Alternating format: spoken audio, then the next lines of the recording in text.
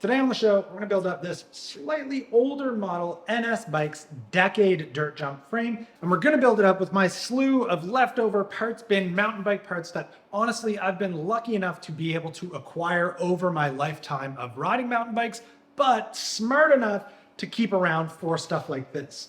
Believe me, when you're a serial tinkerer like I am, it pays dividends to hold on to all of the parts that you can, no matter what level or whatever quality they are. If they're mid-range, entry-level, keep them around anyway, because you can kind of throw it onto stuff like this without having to run to any bike shops or parts stores or ordering anything online and just taking a project and blowing the budget with all that little nitty-gritty stuff. And what I hope to achieve, and I believe I can because I spent all yesterday making sure I had all the parts and that this would go off without a hitch, is to put together a really quality machine with spending this much. Zero. That's zero amounts that I want to spend. So anyway, let's do it.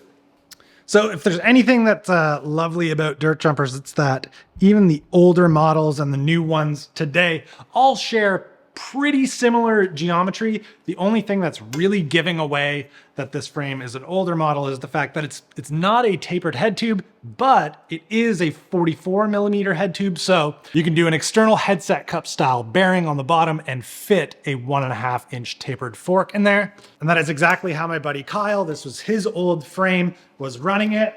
And he did leave the headset cups in for me, which is great. His new frame doesn't require any cups. It's just like an integrated headset.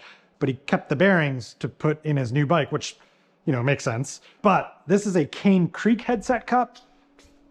And I knew, because I run into this all the time with this bike, that this is a standard non-Cane Creek headset bearing.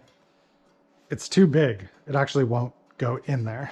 So I figured I was out of luck. I was gonna have to order a headset, and with my procrastination, that's just gonna add a month or two to this project. But then I remembered that I did always have to deal with the stupid headset in this old Rawstercross, and it uses Cane Creek sizing in the head tube. So I actually had a bunch of them. I just had to find it, which is honestly what took a lot of yesterday. But this fits perfect. And then I thought the bottom would actually be different size as well, but it seems with Cane Creek, it's just the top cups that are a different bearing. This is just a normal 1.5-inch. So super exciting. Don't have to change the cups. Don't have to order a headset. Just grease the cups top and bottom for the bearings to go in.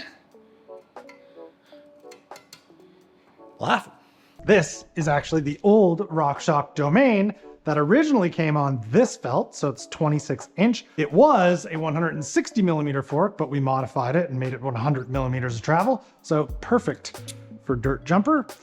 Dirt jumpers are pretty simple and pretty easy. You don't need that many parts to put one together. Okay, for cranks, I am gonna run the NX with power spline bottom bracket setup that was on the heap. That's the heap. Despite it explicitly saying cross-country use only, not for downhill or jump bikes, but whatever. It's not like this thing's going to like Crankworks. It's just gonna play around on pump tracks and stuff. You can always count on a dirt jump frame to have sketchy bottom bracket threads. That was a pretty hateful install, but with a little patience, some liquid wrench, lots of grease, and moving back and forth, it is in. NX cranks. This is I've got a 30 tooth on here right now. I think it's gonna be 30/16. That's gonna be a pretty easy gear, but those are 165mm cranks. Very modern looking. I'm actually just gonna throw a little bit of thread locker on the crank arm bolts, just for peace of mind, because these power splines, they're just, you can't trust them. I don't know that this crank arm is gonna stay on always, so I'd rather the bolt doesn't move.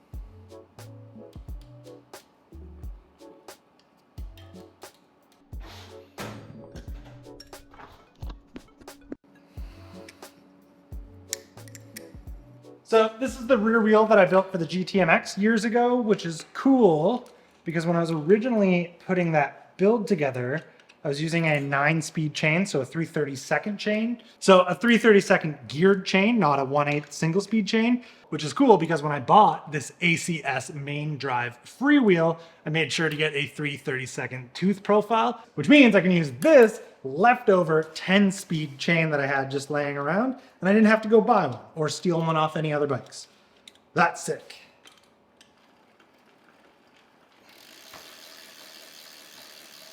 Okay, so now I just gotta find out which adapter this is gonna want so that the brake line's up at the right spot. All right, that's gonna work well. Sweet. So this is the brake lever that was also on the GTMX. This is a significantly better use of it than that bike was.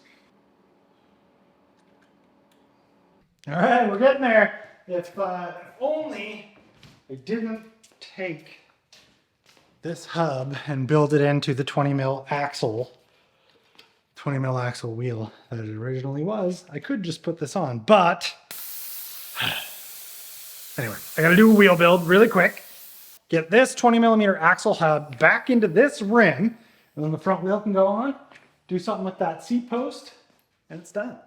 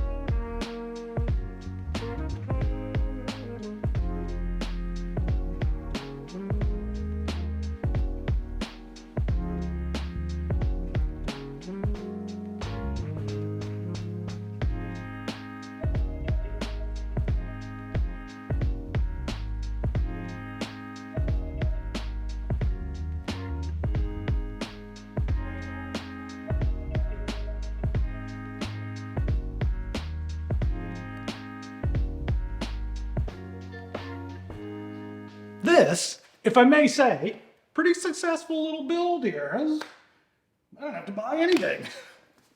I much prefer not having to buy anything. Mike over at Merit, thank you for sending all those black spoke nipples in the last shipment that you sent. They were very much needed. Otherwise, not a lot of drama with this. The bottom bracket threads were a little gross, but we got the bottom bracket in, cranks on, the bike rides, everything's tight, it doesn't make any weird noises. I don't really know how much more of a conclusion to give here, other than thank you, Kyle, for your old frame. This bike is going to go to my friend Jeff's son, Arlo. He's been in videos before. He watches a lot of Sam Pilgrim, a lot of Matt Jones, all that stuff. Super into dirt jumping, but doesn't have one right now. And, well, I kind of wanted to see him on one sooner rather than later, so threw this together. He's going to ride it for a little while until some of the stuff on here is maybe not up to snuff for him anymore. And maybe he decides he wants to go to like a longer frame or something, like just bigger, better bike in general. But for now, this should get him going at the pump track, the Mount Edwards dirt jumps, like lickety split. So I'm hyped to get one of these Spindat sponsored youngsters on a bike now rather than later.